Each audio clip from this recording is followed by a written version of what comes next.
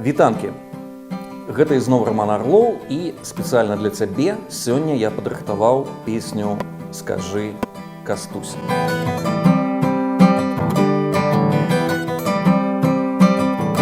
Чаму менавіта зараз мы яе выпускаем? Таму што 2 лютага дзень нараджэння Кастуся Каліноўскага, так ён вадалейчык, а 22-го ўспаміналі гадавіну паўстання, якім на тэрыторыі Беларусі і Літвы кіраваў Кастусь Каліноўскі.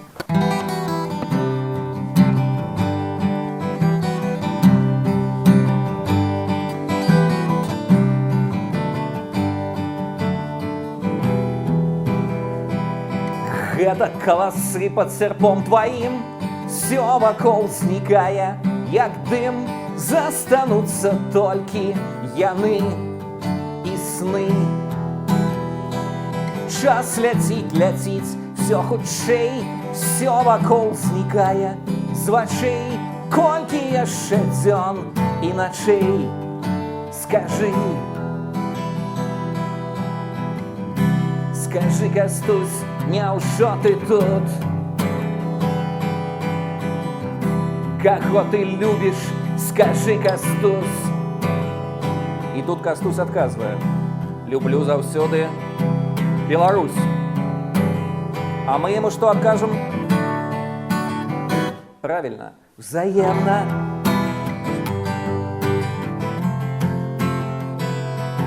Взаемна.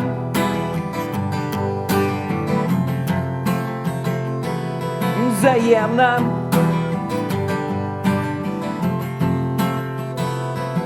Взаемна.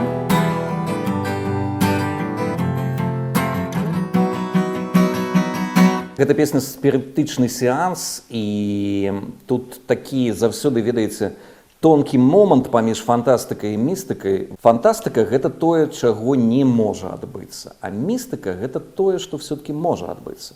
І таму з гэтым містычным налётам можна сказаць, што сапраўды ў нейкі момант уначы праз нейкі з маіх сноў, калі я рыхтаваўся да адной буйной імпрэзы, Кастусь сапраўды, як быццам бы нейкім патокам нашаптаў гэты тэкст. Мне яго надыктоўваў Кастусь Каліноўскі з тонкага свету.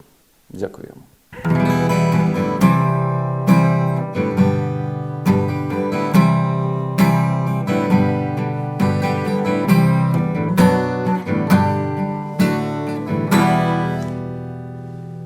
Акорды мяняюцца вельмі хутка, але яны дастаткова простыя. Пачынаем з мі мінора у класічнай аплікатуры. Гэта каласы, до мажор, пад серпом тваім, соль мажор. Всё вакол знікае, до мажор, як дым, соль мажор. Застануцца толькі сі мінор, яны, соль мажор, рэ мажор і сны. Гэтая структура повторяется потом еще раз у куплете. Еще раз повторяем. И первый аккорд ми минор. Это колосы. Другой аккорд до мажор у классичной аппликатуры. Под серпом твоим. Третий аккорд соль мажор, так само у классичной аппликатуры. Все вокол зникая. Знов до мажор. Як дым. Знов соль мажор. Застануцца толькі. Потым сі мінор, потым соль мажор, потым рэ мажор і сны. Што тычна сярэдняй часткі перад куплетам і прыпевам, я яе называю падпрыпевнік, так на сваім унутраным сленгу. Першы акорд — гэта акорд мажорная семёрка ад до мажора. Яна ствараецца вельмі проста. Мы просто першы палец прыбіраем з другой струны з першага лада.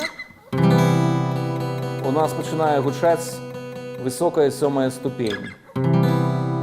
Скажы, Кастусь, няўжо ты тут? Цяпер просто адзін палец слізгае далей на 4-й лад.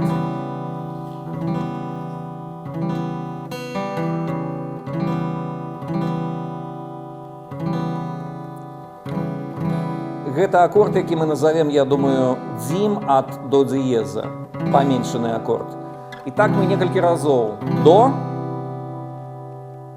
дзіез, до дзіез, до дзіез, потым ре і сі мажор 7. І припев. Припев таксама не вельмі складаны. Мі мінор, соль мажор, цяпер фа мажор, які я в сваіх уроках называю фа мажор для ленівых.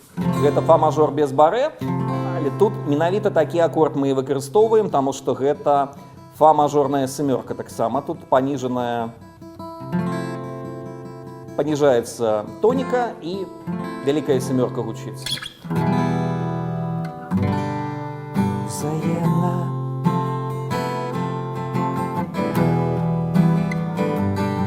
Взаимно.